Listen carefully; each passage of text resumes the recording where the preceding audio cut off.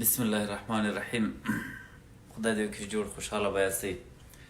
درنو دوستانو، نن مې د استقلال په جشن کې ډېرې چغې والې دي په مخابرو په تلیفونونو کې او په خلکو پسې نو لږ مې غاړه لوېدلې. هلته ځینو دوستانو هیله کړې وه چې د مذاکراتو لغوه کېدلو په اړه باندې یو لنډ څه ووایاستئ.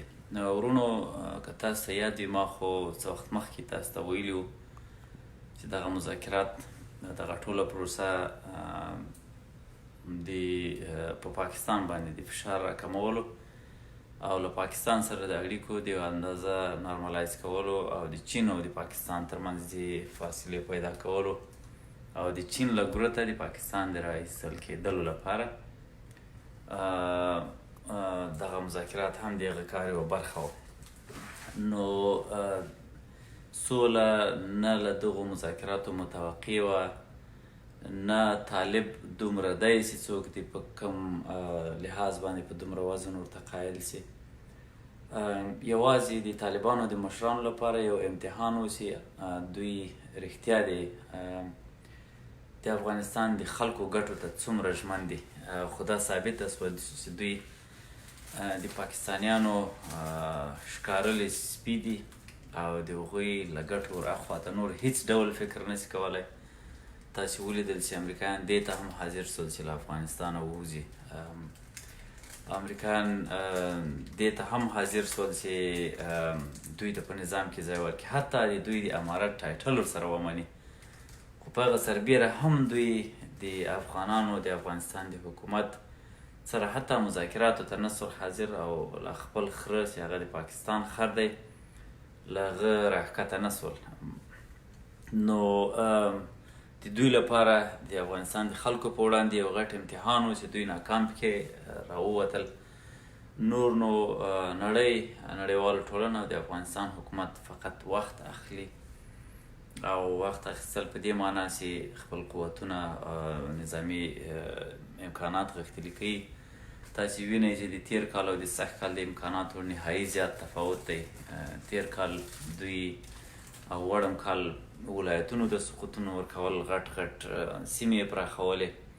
سږ کال د دوی له لاسه نه یوازې چې نور سیمو ته یې سقوط نه دی ورکړی، بلکې هغه سیمې چې دوی په دا 2-3-4 کاله کې لکه وردوج غوندې فرضاً له ځان سره ساتلي وي، هغه یې هم له لاسه وځي. خو تر هغه مهمه دا ده په افغانستان کې ټوله ساحه کنټرولول، غر او دښته کنټرولول، دا کامیابي نه ده. دوه خبرې دي. یو دا ده چې د پاپولیشن مرکزونه، د نفوسو مراکز دي، هغه باید د تاب کنټرول کړي، ځکه هلته بازار دی، هلته ډاکټر دی، هلته پوهنتون دی، هلته مکتب دی، هلته خلک دي، هلته مدنیت دی او بشریت دی. هغه ځایونه مهم دي. نو په هغه اعتبار باندې دوی هلته هېڅ ونه کړی. دوم انساني افراد مهم دي. دوی ډېر زیات انساني افراد سږ کال له لاسه ورکړل. انشاءالله هغه بوټی به یې له بیخه وچ سي. دغو په دې مرګونو منظم اردوګان په اصطلاح منظم قوتونه دغسې مرګونو ته تن نسي ورکولی. دوی خو د مخرورانو، د مفرورانو، د بدذاتو، د بدعملو، د افراطیانو، د خوارجو یوه منفوره او له ټولنې وتلې ډله ده چې په ټولنه کې په وحشت او په بربریت باندې ځان په خلکو باندې تپلی دی. نو له دوی خو ته دومره مرګ ژوبله چې دا دوی ته سږ کال ورواوښته، دا ډېره ورباندې درنه ده او دا مرګ ژوبله نوره هم وراوړي. له بده مرغه موږ تاسې یو اړخ د دې قضیې دا دی چې که هر څوک تېروتلي دي د دوی په لیکو کې بیرته د افغانانو زمن هم مړه کېږي.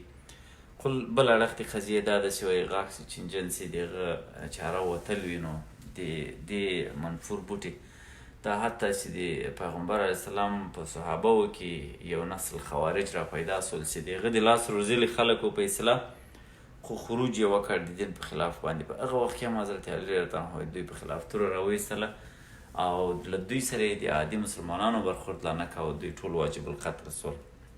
دا ځکه چې دغه ډول افکار چې چا په سر یو وارې ننوځي، د هغه رغېدل بیا ډېر مشکله وي.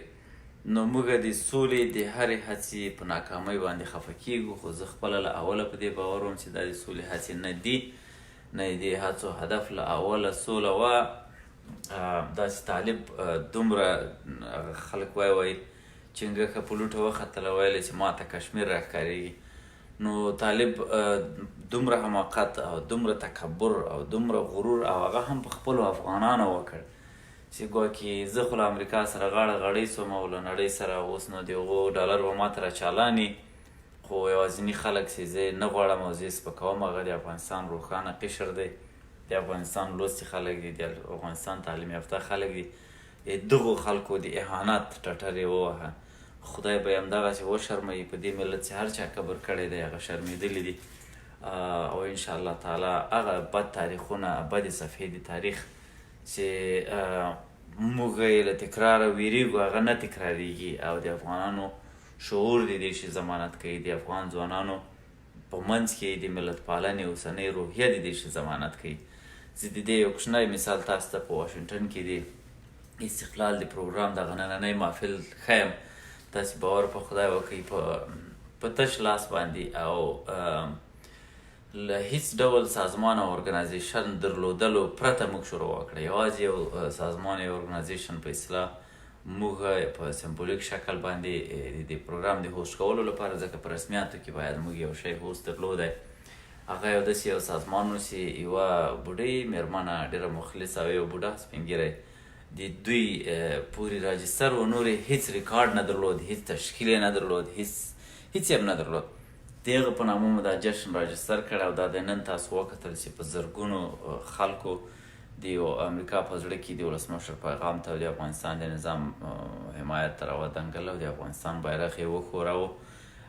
نجونو، هلکانو، ښځو، زړو، وړو، تاسې باور په خدای وکړئ دغسې له اوښکو ډکې سترګې مې نن لیدلې دي د ځوان او د زاړه او د واړه. دغومره مینه په افغانانو کې له خپل هیواد سره بالخصوص په نوي نسل کې پیدا سوې ده. تاسې باور په خدای وکړئ 3 کلن ماشومان، 4 کلن ماشومان په دومره علاقه‌مندۍ باندې د افغانستان. ما یو کار وکړ چې یو 3000 هغه مې د ټاټوګان چې ورته وایي په اصطلاح هغه ټاپې چې په لاس یې لګوي، ماشومان یې په لاس لګوي چې بیا یو شی پرې نقش کېږي. د افغانستان بیرغ مې یو 3000 ټوکه دغه ټاټوګان ورته چاپ کړل. دغسې بد حال را باندې او دغسې خلکو علاقه‌مندي ښوده. زموږ ستاسې بیرغ ډېر ښکلی هم دی. بل دغسې په هر کور کې، په هر دسترخوان، په هر میز باندې د هر پلار او اولاد، د هر ورونو خویندو ترمنځ اوس هم دغه بحث دی، افغانستان بحث دی. د افغانستان سره مینه پخوا به یو علاقه‌مندي و، هغه په مینه واوښته، هغه مینه اوس په عشق اوښتې ده. اوس د افغانستان یو عاشق نسل لري. تاسې په خدای باور وکړئ موږ تاسې دغه اوسنی نسل نه یوازې داسې له افغانستان سره مینه لري، له افغانستان سره عشق لري. دغسې خلک دي.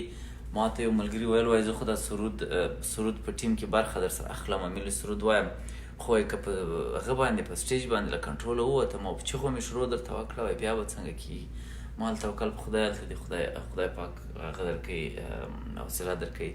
دغسې یو مخلص نسل په افغانستان کې رامنځته سوی دی. هیڅ کرغېړن پنجابی، کرغېړن ایران سپای د دا فکر نه کوي چې دوی به بیا افغانان تسخیر کړي د خپلو شومو کرغېړنو اجنډاو په مقابل کې. تاسې باور په خدای وکړئ افغانان دومره هوښیار سوي دي.